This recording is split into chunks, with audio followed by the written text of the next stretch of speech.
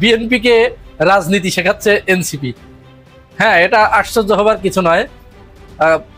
খুব উচিত শিক্ষা দিয়ে রাজনীতি শেখাচ্ছে বিএনপি কে। আমাদের কাছে মনে হচ্ছে আসলে বিএনপি কি পথ হারিয়ে ফেলেছে? হ্যাঁ, বিএনপি আসলেই পথ হারিয়ে ফেলেছে। তারা ওই যে ওই কবিতার মতো যে পথ হারিয়ে কোন বনে যাই, কোন মাঠে যে ছুটে বেড়াই, সকল ছেলের জুটিও ভাই আজ আমাদের ছুটি। আমার মনে হয় বিএনপি রাজনীতি থেকে তার নেতা কর্মীদেরকে ছুটি দিয়ে তারা এইভাবে পথ হারিয়ে যেখানে সেখানে ঘুরে বেড়াচ্ছে।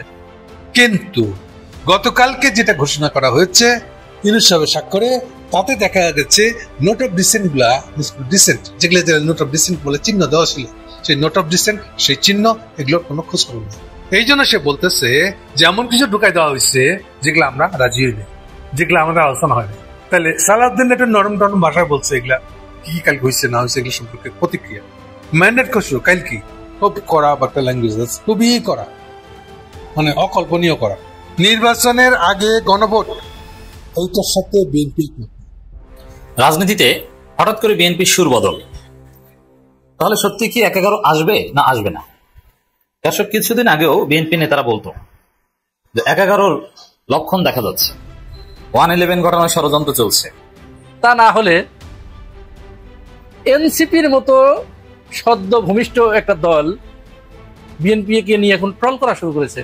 হ্যাঁ, এবং এমন ট্রল করছে, এই ট্রলের কোনো জবাব নাই, কোনো জবাব দিতে পারবে না বিএনপি। মানে আমরা বুঝতে পারছি না আসলে বিএনপি কি মনে করে, কোন চিন্তা চেতনা ভিতরে নিয়ে তারা রাজনীতি করছে এবং তাদের রাজনীতিটাকে কোন দিকে নিয়ে যেতে চাচ্ছে, আমরা কিছুই বুঝতে পারছি না। আপনি মানুষের কাছে আপনার রাজনৈতিক ধোঁয়াশা তৈরি করে তো ভাই ভোট নিতে পারবেন না।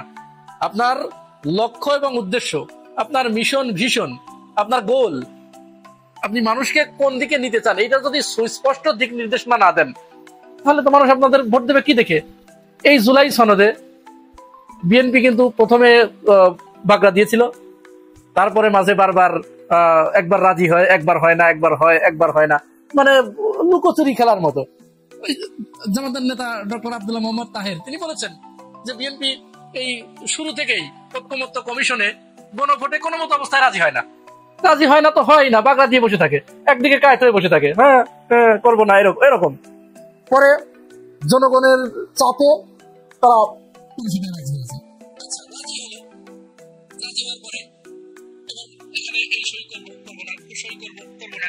এই ধরনের একটা খেলা খেললো। অবশেষে যখন তাদের মনোভূত হলো তখন তারা ওই যে ডিসেন্ট, নোট অফ ডিসেন্ট দিয়ে রাজি হলো। তখন ঠিক আছে, আচ্ছা এখন যখন রাজি হলো, রাজি হওয়ার পরে স্বাক্ষর করলো, স্বাক্ষর করার পরে এখন নতুন করে আবার বাগড়া দিচ্ছে ঐক্যমত্য কমিশন এই জুলাই সনদ বাস্তবায়ন হবে কিভাবে, সেই ব্যাপারে একটা হ্যানা ভোটের আয়োজন করেছে। এই হ্যানা ভোট সমস্ত রাজনৈতিক দলগুলো চাচ্ছে যে আগামী জাতীয় নির্বাচনের আগেই নভেম্বর বা ডিসেম্বরে এর ভিতরে হয়ে যেতে হবে, আর তারপরে জাতীয় নির্বাচন ফেব্রুয়ারিতে। সমস্ত দলের চাওয়া এটি। বিএনপি এখানেও বাগড়া দিয়ে বসে আছে যে না, তা হবে না, এই হ্যানা ভোট হবে জাতীয় নির্বাচনের দিন, দুটো একসাথে হবে। আচ্ছা বলেন তো, এটা মানে কি একটা ঝামেলা না? যদি জাতীয় নির্বাচনের দিন হ্যানা ভোট হয় তো ওই দিন মনে করেন যে বিএনপি জিতে গেল, জিতে যাওয়ার পরে সে আর ওইটাকে পাত্তা দিল না, মানলাম না, তাহলে আর কি সংশোধন করার কোনো সুযোগ থাকলো? সুযোগ নাই তো। আর কেউ বিশ্বাস করতে চাচ্ছে না যে বিএনপি ক্ষমতায় গেলে এই জুলাই সনদ তারা বাস্তবায়ন করবে, কারণ তারা তো নোট অফ ডিসেন্ট দিয়ে ভরে রাখছে। তো এই আর অন্যান্য দল বলছে যে না, এটা যদি নভেম্বরে হয়ে যায়, বাস্তবায়ন হয়ে গেলে হানা ভোটের মাধ্যমে যদি বাস্তবায়ন হয়ে যায়, তাহলে এটাকে আর কেউ তখন এড়াতে পারবে না। এবং এটা যদি কেউ বাস্তবায়ন করতে অনীহা প্রকাশ করে, তখন তো লোকজন তাদের চিনে ফেলবে, জনগণ কারা এই কাজ করলো তাদেরকে চিনে ফেলবে, তাহলে জাতীয় নির্বাচনে যে তাদেরকে কিক দেবে। এখন বিএনপি এটা বুঝতে পারছে, যার কারণে সে ওই জাতীয় নির্বাচনের দিনেই চায়। আসলে মেন কথা এটা, কথা ওইটা না, কথা হচ্ছে বিএনপি এটাকে একটা ব্ল্যাকমেইল হিসেবে ব্যবহার করছে। আমি এর আগেও বলেছি যে এটা তারা এই ইউনূস সরকারকে ব্ল্যাকমেইল করছে। হাসিনা যেমন ১/১১ সরকারকে ব্ল্যাকমেইল করে ২০০-র উপরে আসন ভাগায় নিছিল, ঠিক এটা সেরকম। হাসিনা বলছিল যে আমাকে যদি সংবিধান পরিবর্তনের মতো সংখ্যাগরিষ্ঠতা এনে না দাও, তাহলে মঈন তোরে ফাঁসি দেবো, আমি ফাঁসি দিয়ে মারবো। মঈন ফাঁসির ভয়ে এই কাজ করে গেছিল। এখন বিএনপিও কিন্তু বারবার বাগড়া দিচ্ছে, এই বাগড়া দেওয়ার অর্থই হচ্ছে যে সে হয়তো এক একবার এক একটা দাবি করে রাখতেছে, ওই দাবির কথা স্মরণ করে দিচ্ছে যে না আমি এটা করব, আমি স্বাক্ষর করব না, আমি নির্বাচনের দিন এটা চাই। এক কথা তাকে বাগড়া দিতে হবে, জনগণের বিপক্ষে তাকে অবস্থান নিতে হবে, এটি হচ্ছে সবচেয়ে বড় কথা। আচ্ছা, এখন যাই হোক, ওই বিতর্কের পরে, ওই বিতর্কের মাঝখানেই আবার নতুন করে আরেকটা বিতর্ক শুরু হয়েছে যে হ্যাঁ না ভোট এখন বাংলাদেশের প্রতিটা মানুষ যারা জুলাই গণঅভ্যুত্থানের পক্ষের শক্তি, বাংলাদেশপন্থী যারা, ভারতপন্থী যে সমস্ত হাসিনা এবং তার দোসর যারা আছে, যারা পালিয়ে গেছে, তারা না ভোট দেবে, নার পক্ষে থাকবে, এটি আমরা জানি। এছাড়া বাকি সবাই হার পক্ষে থাকবে, হ্যাঁ ভোট দেবে, এটি আমাদের প্রত্যাশা এবং এটি স্বাভাবিকভাবে হওয়ার কথা। কিন্তু আমরা খুব আশ্চর্য হয়ে লক্ষ্য করলাম, গতকাল থেকে বিএনপির বিভিন্ন পেজ থেকে, বিভিন্ন মিডিয়া থেকে, বিভিন্ন আইডি থেকে সমানে নার পক্ষে প্রচারণা চালানো হচ্ছে। তার মানে মানি না আমরা। সেখানে কি আছে? সেখানে যে বলে দিচ্ছে যে আপনি কি রাষ্ট্রের জন্য এইটা চান, এইটা চান, এইটা চান, বিচার চান কিনা। আমি ডিটেলসে যাচ্ছি না, কারণ আপনারা সবাই জানেন যে আপনারা রাষ্ট্র সংস্কার চান কিনা, এইটা চান কিনা, হাসিনার বিচার চান কিনা, এইগুলো সব। তো এইটা যারা হ্যাঁ, আর বাকি ওইগুলো যারা চায় না তারা না। তাহলে বিএনপি এখন আওয়ামী লীগের সাথে সুর মিলাইয়ে বলছে না, আমরা চাই না। চিন্তা করছেন কত ভয়ঙ্কর কথা।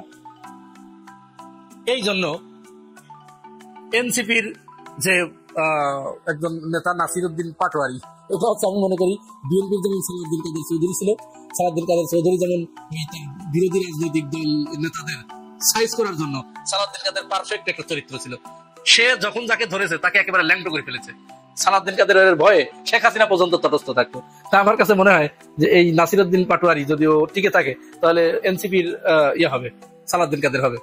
কত মাঝে মাঝে এমন কিছু বোমা সরে, যে বোমা একেবারে অব্যর্থ, একেবারে অব্যর্থ, দিকে সরে তার ভিতরে জ্বলে পড়ে ছারখার হয়ে যায়। সে বিভিন্ন সময় বিভিন্ন কথা বলে। আজকে আবার বলছে সালাউদ্দিন আহমেদকে উদ্দেশ্য করে যে বারবার বলে আসতেছিল যে এই কমিশন হচ্ছে সালাউদ্দিন কমিশন, আর এখন বলতেছে যে এই সালাউদ্দিন কমিশন থেকে মুক্তি পাওয়ার পরে যখন ওইটা ঐক্যমত্য কমিশন হয়েছে, তখন বিএনপি নার পক্ষে এখন ভোট দিতে চায়। বিএনপির এখানে কাবিন নামায় যেহেতু স্বাক্ষর করেছেন, এখন আর আপনার না বলার কোনো সুযোগ নেই, আপনাকে হ্যাঁ বলতেই হবে। আপনি যদি হ্যাঁ না বলেন, তাহলে বিএনপির জন্ম হয়েছিল হ্যাঁ ভোটের মাধ্যমে, আর বিএনপির মৃত্যু হবে না ভোটের মাধ্যমে। চিন্তা করেন কোথায় মেরেছে। আমার মনে হয় এই ছেলেটার এই একটা বাক্যের ভিতরেই বিএনপির রাজনীতি ধপাস করে পড়ে গেছে, একেবারে ধপাস করে পড়ে গেছে। এবং বিএনপি এখন যে ওই নাসিরউদ্দিন পাটোয়ারির কাছে ভর্তি হওয়া উচিত, যে আমাদেরকে রাজনীতি শিখাও। সংস্কার কমিশন, ইউনূস সাহেব 6টা সংস্কার কমিশন করেছিলেন, মৌলিক সংস্কার কমিশন আরো করেছিলেন, মেন ছিল 6টা, বাকিগুলো আছে আলাদা। সেখান থেকে তিনি এসেছিলেন, ওই 6 কমিশনারের প্রধান যারা ছিলেন তাদেরকে নিয়ে আরেকটা ঐক্যমত্যের কমিশন বানিয়েছিলেন। যে ঐক্যমত্যের কমিশনে তিনি হয়ে উঠেছিলেন প্রেসিডেন্ট, আর কি জানি জয়েন্ট প্রেসিডেন্ট, বোধহয় ভাইস প্রেসিডেন্ট না, জয়েন্ট প্রেসিডেন্ট বানাইছিলেন আমাদের আলী রিয়াজকে, অথবা ভাইস প্রেসিডেন্ট হইতে পারে। যাই হোক, গত 1 বছরে তারা যে সময়টা নষ্ট করছেন, পুরাটা পানিতে গেছে। গতকালকে সারাদিনের শেষে এই সিদ্ধান্তে, মজার বিষয়টা হলো এই সিদ্ধান্তে সবাই উপনীত হয়েছে। না, এটা শুধু বিএনপি সিদ্ধান্ত না, শুধু জামাতে ইসলামের না, শুধু এনসিপির না, এটা সবারই সিদ্ধান্ত। আমরা কিছুই শেষ করতে পারিনি। ঠিক আছে, এরপরে আসি সুনির্দিষ্টভাবে বিএনপি রিয়াকশন। ফর্মাল একদম, মানে গতকালকে ছিল তাদের সার কথাটা কি হবে, ঐক্যমত্য কমিশন কি বলতে চায়, ফর্মালি মানে ইউনূস সরকার এজ এ ফর্মাল চিফ উপদেষ্টা কি বলবেন, সেই কথাটা গতকালকে প্রকাশ করা হয় ইউনূস সাহেবের তরফ থেকে, সেক্টরটা সহ। সেটার পরে এইবার বিএনপি রিয়াকশন গুলো বেশ মজার। যেমন প্রথম রিয়াকশন খুব কড়া, জাতীয় ঐক্যমতের জুলাই জাতীয় সনদ বাস্তবায়নে জাতীয় ঐক্যমত কমিশনের প্রণীত সুপারিশমালা প্রতারণামূলক, চিটার, আপনারা চিটিং করছেন। জাতীয় ঐক্যমতের বদলে আপনারা জাতীয় অনৈক্য প্রতিষ্ঠা করছেন, সাংঘাতিক অভিযোগ। পরের বক্তব্যটা আরেকটা হুঁশিয়ারি, এখান থেকে যদি খারাপ কিছু হয় এর সব দায় দায়িত্ব কিন্তু ইউনূস সাহেব আপনার, তাহলে বুঝতে পারতেছেন এক্সট্রিম হুঁশিয়ারি বলতে যা বোঝায় তো সব এর ভিতরে এসে গেছে। এরপরের বিষয়গুলা মজার দিকটা আছে অনেক। ঐক্যমত্য কমিশনের এটা সালাউদ্দিন সাহেব বলতেছে, ঐক্যমত্য কমিশনের সঙ্গে আলোচনার সময় মনে হয়েছে, মানে হয়তো প্রায় 1 বছর ধরে তার যে ঐক্যমত্য কমিশনের সাথে সবার সাথে বসে যে আলোচনা, সেখানে তার মনে হয়েছিল যে ঐক্যমত্য কমিশন, সরকার আর 2-3টা দল, তারা বোধহয় একটা পক্ষে, আর আমরা একাই বোধহয় বিপক্ষে খেলছিলাম। মানে ওরা কিছু না, আমরাই সব। আমরা যেটা বলতেছিলাম এটা এদিকে যাচ্ছিল, আমরা তো ওই দিকে নিয়ে চাচ্ছিলাম, ফলে আমরাই। কিন্তু গতকালে মনে হচ্ছে, গতকালকে ইউনূস সাহেব যেটা ঘোষণা দিচ্ছে সেটা একটু ভদ্র ভাষায় বলছে, কিন্তু আমার কেন জানি মনে হচ্ছে কিছু দলের প্রস্তাব এবং কমিশনের নিজস্ব চিন্তা ভাবনা জাতির উপরে জবরদস্তিতে চাপিয়ে দেওয়ার চেষ্টা করা হচ্ছে, আরোপিত হচ্ছে। মানে এতদিন আমরা যে দ্বন্দ্বে ছিলাম, খুশিতে সবকিছু আমরা যেভাবে চাইছি সেভাবে হয়েছে, আমরা যেটা বলছি সেটাই আছে, বাকি সবাই যে যা বলছে বাদ। আর বাস্তবে যখন কালকে হয়েছে, এটা হওয়ার পর মনে হচ্ছে উল্টা হয়েছে। তো উল্টা কেন এরকম বলছে সালাউদ্দিন সাহেব? একদিন তাদের কৌশল ছিল যেগুলো তারা মানে না, সেগুলো তারা মানে না তো বলছিলি প্রথম পরিষ্কার করে। শেষের দিকে এটা কৌশল নিচ্ছেন, নোট অফ ডিসেন্ট, আপত্তি সূচক নোট, মানে চিহ্ন দিয়ে রাখা, এগুলা সিদ্ধান্তের ব্যাপারে আমাদের আপত্তি আছে। তাহলে একই কথা হইলো আর কি, আমি মানি না এটা। তো নোট অফ ডিসেন্ট দিয়ে ছেড়ে দিয়েছিলেন, ভাবছিলেন যে আচ্ছা, ভাবছিলেন কি ওটা একটু পরে বলতেছি। তো উনি ভাবছিলেন যে তাহলে তো যা যা আমি বলছি সবকিছু তো আমাদের মতন করে হবে। সেই সাথে এইবার এখন আসেন, নোট অফ ডিসেন্ট বলতে ওর অর্থ ওদের কাছে, বিএনপির কাছে কি ছিল?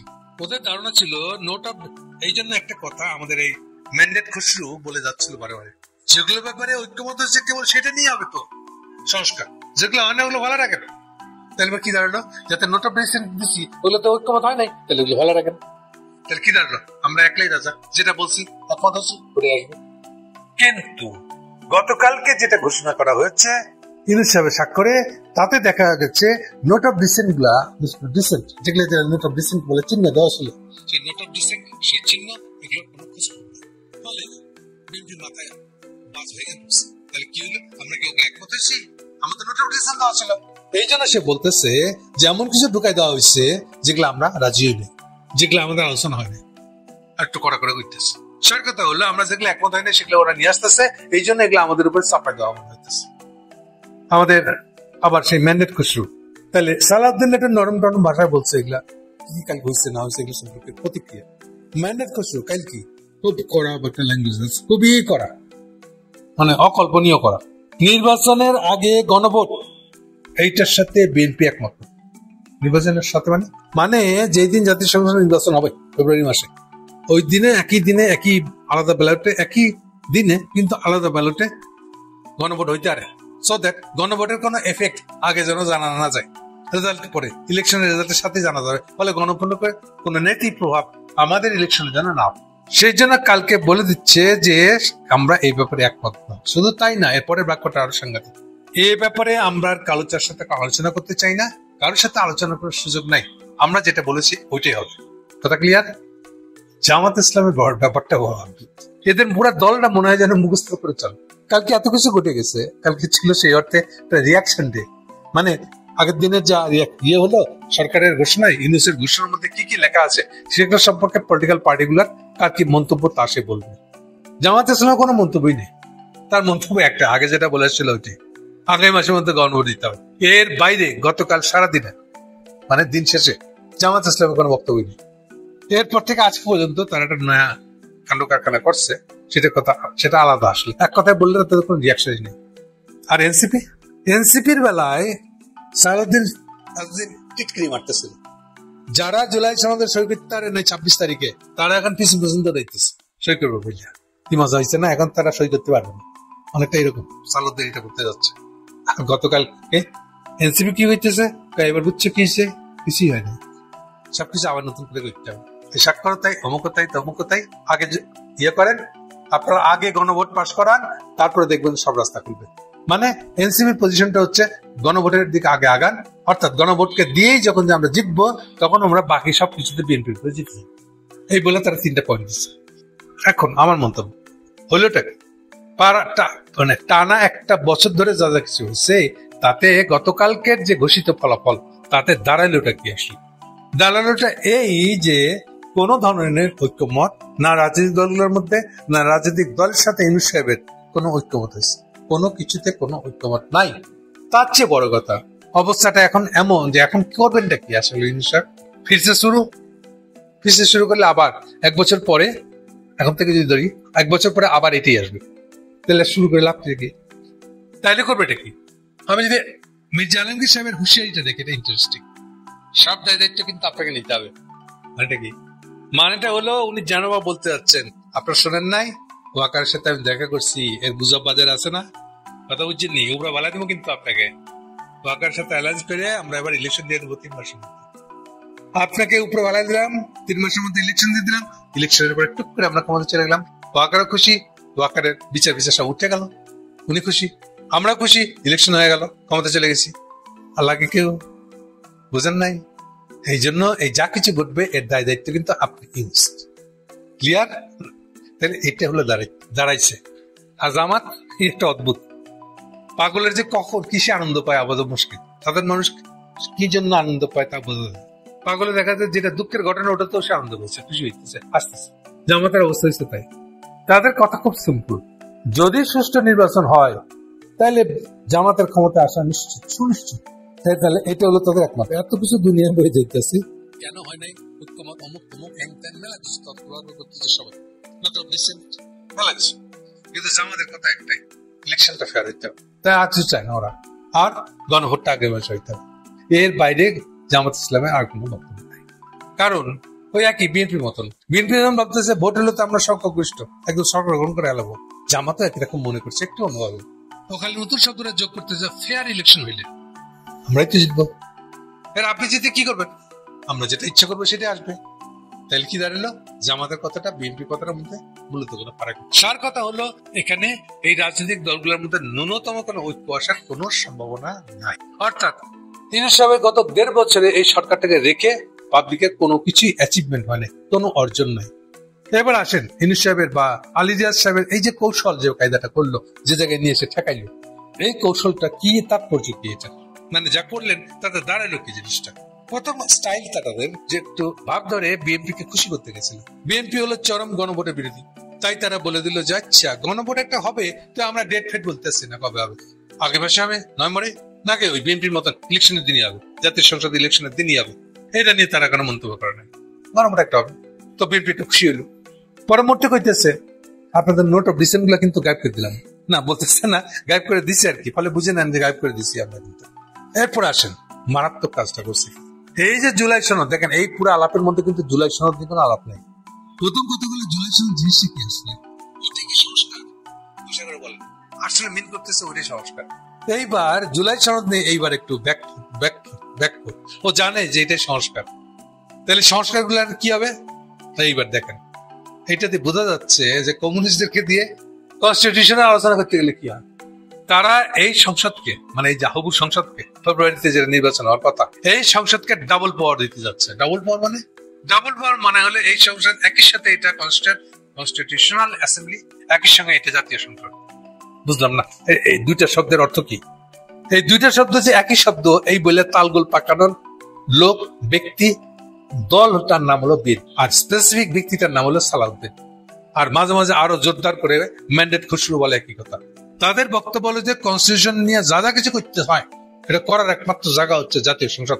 আমরা জাতীয় সংসদে জিতছি, আমরা জাতীয় সংসদে এবার কনস্টিটিউশন যেমনি খুশি তেমনি লিখবো। সো জাতীয় সংসদ মানে হইলো আইন বানানো শুধু তাই না, আমরা কনস্টিটিউশনটাই বদলা দিতে পারি, যা খুশি তাই করতে পারি। ওটা বদলানোর জায়গাও জাতীয় সংসদ। আইডিয়ালি যখন দুনিয়াতে প্রথম কনস্টিটিউশন তৈরি হয় তখন দুইটা পরিষ্কার ছিল, এবং একালে যত দিন যাচ্ছে ততই প্রত্যেকটা দেশই কনস্টিটিউশন বানানোর জন্য যে সভা, যাকে অ্যাসেম্বলি বলা হচ্ছে, এইটাই কনস্টিটিউশনাল অ্যাসেম্বলি। আর রেগুলার 5 বছর পরে পরে যেটা বসবে ওটা জাতীয় সংসদ। দেখেন দুটো শব্দ এরকম নাকি, একটা হলো কনস্টিটিউট মানে গঠন, কি গঠন, জনমতের যে জনগণের ম্যান্ডেট যেটা প্রকাশিত হয়েছে, কেমন কনস্টিটিউশন সে চায়, সেইটাকে লিপিবদ্ধ করার জন্য বসবার জায়গাটার নাম হলো অ্যাসেম্বলি। কনস্টিটিউট গঠন, কিসের গঠন? কনস্টিটিউট শব্দের অর্থ হলো গঠন, রাষ্ট্র গঠনের অ্যাসেম্বলি আর রাষ্ট্র পরিচালনার অ্যাসেম্বলি, দুটো এক কথা না। রাষ্ট্র গঠন মানে কনস্টিটিউশন গঠনের অ্যাসেম্বলি, আর ওই কনস্টিটিউশন অনুযায়ী সরকার পরিচালিত হবে কি করে, সেটা হলো জাতীয় সংসদ। এই দুটোকে একদম পরিষ্কার, একালের কোন দিয়ে পরিষ্কার রাখেন। আমি অনেকবার অন্তত সংখ্যা দিয়ে আপনাদেরকে বুঝাইছিলাম। কি বলে? সর্বশেষ আমাদের কনস্টিটিউশন বানিয়েছে, নতুন কনস্টিটিউশন বানানোর দেশটার নাম হলো নেপাল, রিপাবলিক নেপাল।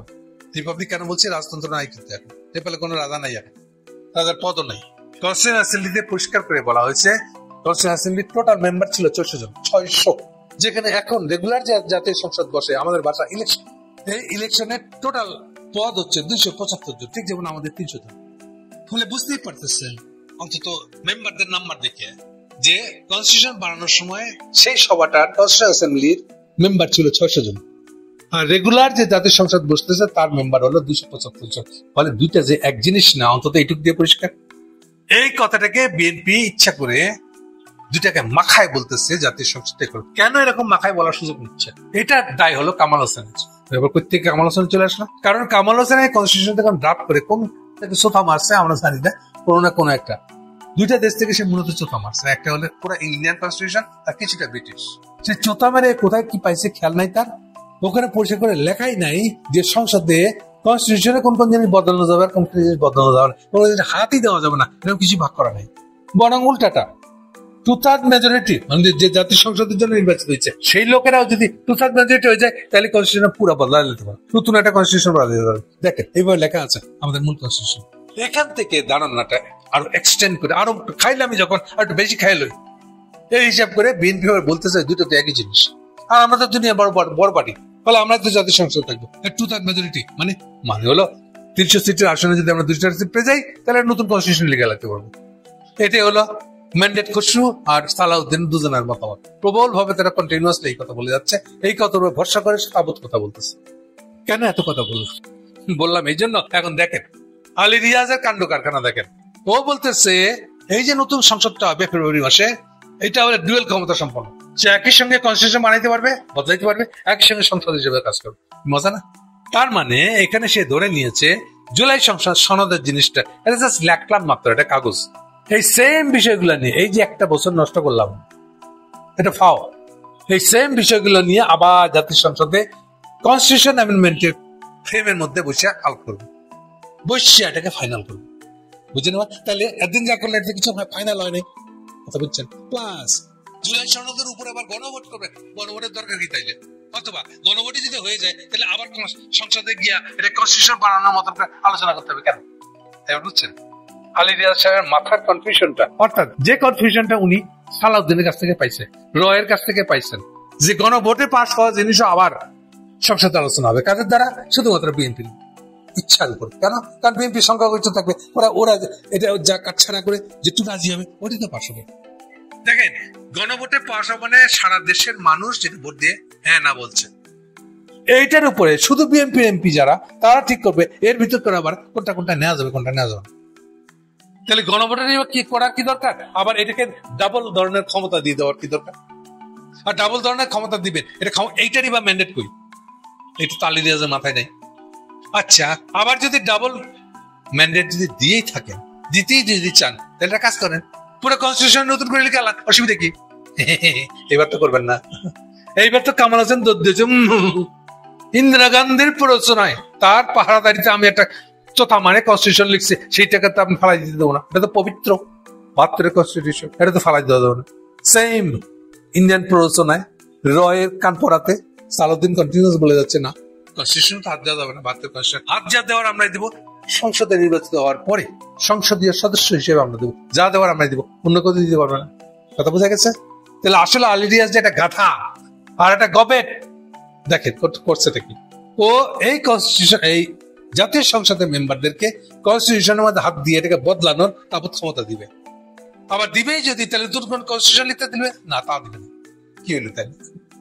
হয় সে বলবে এটা একটা ন্যাশনাল কনস্টিটিউশন অ্যাসেম্বলি, আর নাহলে বলবে এটা জাতীয় সংসদ, সেটাও করতে পারতো না, তাও সে করবে। তাহলে পুরো জিনিসটাকে প্যাস লাগায়, যত রকম ভাবে প্যাস লাগায় প্যাস লাগানো বুদ্ধি করছে, যেখানে মেজর তিনটা দলের ভিতরে ন্যূনতম মনে হয়। তাহলে এখন ভবিষ্যৎ কি হবে? এই যে বাজারে যে গুজব ছড়ানো যাচ্ছে ওয়াকারের সাথে মির্জা ফখরুল দেখা করছে, সেটা একটা বাস্তবায়ন হতে পারে, অথবা যে কোনো কিছু। সোজা কথা হচ্ছে তাহলে কেন আমি বলছিলাম বারে বারে ফেব্রুয়ারিতে ইলেকশন হবে? এখন কি আপনারা বুঝতে পারতেছেন কেন ফেব্রুয়ারিতে ইলেকশন হবে না? কারণ ন্যূনতম এখানে কোনো ঐক্যমত নাই। আর যারা ঐক্যমত করার নামে করে কাজে নামছিলেন তারা জিনিসটাই বুঝে না, তার ঐক্যমত পত্রিকা। আর আমাদের মেজর 3টা পার্টির মধ্যে একটা পার্টির কানের কাছে যদি সবসময় কান পাওয়া দিতে থাকে, তাহলে ওখানে কোনো ঐক্যমত হবে? ওখানে কোনো কনস্টিটিউশনে সংসদে নিয়ে আসবে, কোন সংস্কার হবে? কিছুই হবে না, করার তো কোনো কারণ নেই। আপনাদের তো ইন্ডিয়াকে ট্যাক্স দিয়ে কনস্টিটিউশন বানাইতে বলছেন, কনস্টিটিউশনের সংস্কার করতে হচ্ছে, কোনো শেষ হবে কোনোদিন? ক্লিয়ার বার তের থেকে কামাল হোসেন ভালো ছিল না, ইন্দিরা গান্ধী যা বলে দিচ্ছে ঠিক তাই, সে কনস্টিটিউশন লেগে দিচ্ছে, হয়ে গেছে। আর সালাউদ্দিনের গাদাটা করতেছে কি, এখন সে আবিষ্কার করছে এত কিছু কথা শুনলে, এত কিছু কথা শুনে এত কিছু করলে, এখন ইনিশিয়েটিভ সব অর্ডার দিচ্ছে। তার কারণ হলো কি, বিগ জিরো। 1.5 বছর ধরে ইউনূস সাহেবের ক্ষমতা রেখে আমরা একটা বিগ জিরো পেয়েছি। এখান থেকে সামনে বেরোনোর কোনো রাস্তা নাই। ইউনূস সাহেব কি এই জন্য বলেছিল ইউনূস সাহেব ডিসেম্বর পর্যন্ত ক্ষমতা কে থাকতে পারবে? এমনি এমনি বলিনি। এখন আপনারা মনে করে দেখেন কি দাঁড়াবে তাহলে? ইউনূস সাহেব এখন কোথায় যাবেন? পা ফেলবেন কোথায়? নেক্সট পাটা জায়গা নেই, মাটি নেই। বুঝতে পারছেন আমরা কি ধরনের একটা সামনে যাওয়ার জায়গা নেই এমন রাস্তায় পৌঁছে গেছি। Thank you. মির্জা ফখরুল, আমির খসরু মাহমুদ চৌধুরী, সালাউদ্দিন আহমেদ এরা বেশ কয়েকবার বলেছেন যে 1/11 আলামত দেখতে পাচ্ছি, 1/11 ঘটানোর চেষ্টা চলছে। 1/11 জুজুর ভয় দেখাতো, নিয়মিত এটা বলতো। এখন হঠাৎ করে মঈন খান বলছেন 1/11 বাংলাদেশে আর আসবে না। এটার কারণটা কি? এই সুর বদল কেন? শুধু এই 1/11 কেন্দ্রিক কি সুর বদল হয়েছে? না, আরো আপনারা দেখেছেন, এটা নিয়ে আলাদা আলোচনা করেছি। জামাত ইসলামী প্রশ্ন বিএনপির সুর বদল হয়েছে। হঠাৎ করে জামাতের প্রশংসা, বিশেষ করে যাদের কারণে জামাতকে বিএনপি ইতিহাসে এই প্রথম রাজাকার বলে গালি দিত। বিএনপি জামাতের দীর্ঘ পথ চলায়, বিএনপির প্রতিষ্ঠার পর থেকে 2024 সাল পর্যন্ত বিএনপি কখনো জামাতকে রাজাকার বলেনি। কিন্তু আওয়ামী লীগ পালিয়ে যাওয়ার পর ভারতের অ্যাসাইনমেন্টে, কারণ আওয়ামী লীগ থাকতে তো আওয়ামী লীগই জামাতকে রাজাকার বলেছে, এখন আওয়ামী লীগ নাই, তাহলে জামাতকে কার মাধ্যমে রাজাকার বলাবে? ভারত বিএনপির মাধ্যমে বলিয়েছে। তো হঠাৎ করে আমরা দেখলাম সে যাদের কারণে রাজাকার, যেমন মাওলানা মতিউর রহমান নিজামী, সে নিজামের প্রশংসা করছেন মির্জা ফখরুল। এই যে সুর বদল, আবার আগে বলতেন যে 1/11 লক্ষণ দেখা যাচ্ছে, এখন বলছেন আর 1/11 ঘটবে না, আসবে না। এগুলোর নেপথ্যের রহস্য এক, নেপথ্যের ঘটনা এক। কি? সেটা হচ্ছে আন্তর্জাতিক সমীকরণ, ফরেন পলিসি, যুক্তরাষ্ট্রের ইঙ্গিত, যুক্তরাষ্ট্রের বার্তা। এখানে যুক্তরাষ্ট্র বাংলাদেশকে সেই ভারতের কোলের মধ্যে থাকা অবস্থায় দেখতে চায় না। ট্রাম্পের যে পলিসি, যেমন একটা সময় ছিল যুক্তরাষ্ট্র বাংলাদেশকে দেখতো ভারতের চোখ দিয়ে, কিন্তু এখন বাংলাদেশে আলাদা স্বার্থ রয়েছে ভারতের চোখ দিয়ে দেখার বাইরে। এখন যুক্তরাষ্ট্র বাংলাদেশকে ভারতের চোখ দিয়ে দেখে না কিংবা দেখবে না, এটা স্পষ্ট করেছে। যুক্তরাষ্ট্র সরাসরি বাংলাদেশকে তার নিজের চোখ দিয়ে দেখতে শুরু করেছে। অতএব এখানে ভারত অনেকটা দৈনিক হয়ে গেছে। একসময় ভারত যে খবরদারি করতো বাংলাদেশে তাদের অসীম ক্ষমতা প্রয়োগ করতো, এটা কি শুধু ভারতের সুপ্রিমেসি ছিল? না, এটা যুক্তরাষ্ট্রের এবং ভারতের যৌথ চেষ্টা ছিল। কারণ যুক্তরাষ্ট্র যা করতো বাংলাদেশে, এটা ভারতের মাধ্যমেই করাতো। যেমন 1/11 ঘটিয়েছিল কারা? যুক্তরাষ্ট্র এবং ভারত। যুক্তরাষ্ট্র ভারত এখানে এক ছিল, কোনো আলাদা কিছু না। 1/11 সরকার যে আওয়ামী লীগকে ক্ষমতা এনে দিয়েছে, তাকে কয়টা সিট দিবে? জামাতকে 2টা দিবে, অন্য দলকে 30টা 40টা, এই যে হিসাব 1/11 সরকারের। এটা কারা ঠিক করেছে? এটা যুক্তরাষ্ট্র এবং ভারত একসাথে ঠিক করেছে। এমন 2008 সালের সেই ডিসেম্বরের নির্বাচনে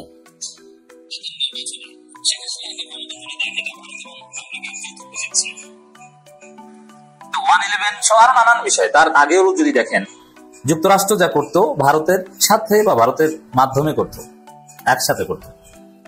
এখন ট্রাম্প ওই সিস্টেমে বিশ্বাস করে না, যার ফলে যুক্তরাষ্ট্র আলাদাভাবে লোকজন, জনবল নিয়োগ দিয়েছে বাংলাদেশ নিয়ে দেখভাল করার জন্য। তারা আলাদাভাবে বিষয়টা ডিল করছে। এই জায়গাটা বিএনপি টের পেয়েছে। টের পেয়ে দেখলো যে না, এখন আর ভারতের দালালি করে লাভ নাই, কারণ ভারত পরাজিত হয়েছে। আর ভারত পরাজিত হলেও ফিরে এসে রাজনৈতিক প্রভাব বিস্তার করতে পারত। ভারতের দালালি করে লাভ হতো যদি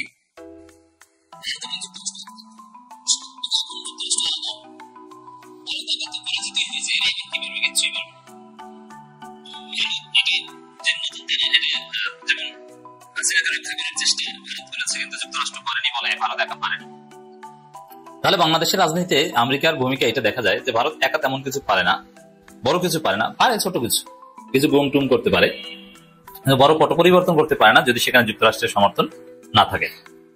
এটা স্পষ্ট হয়েছে দিবালোকের ন্যায়। তো এই হিসাব নিকাশ থেকেই এখন বিএনপি সুর বদল। মঈন খানরা বলছেন ১-১১ বাংলাদেশে আর আসবে না, ১-১১ ঘটানো সম্ভব হবে না। কেন সম্ভব হবে না? হ্যাঁ ট্রু, বাংলাদেশ আর ১-১ আসবে না। সেনা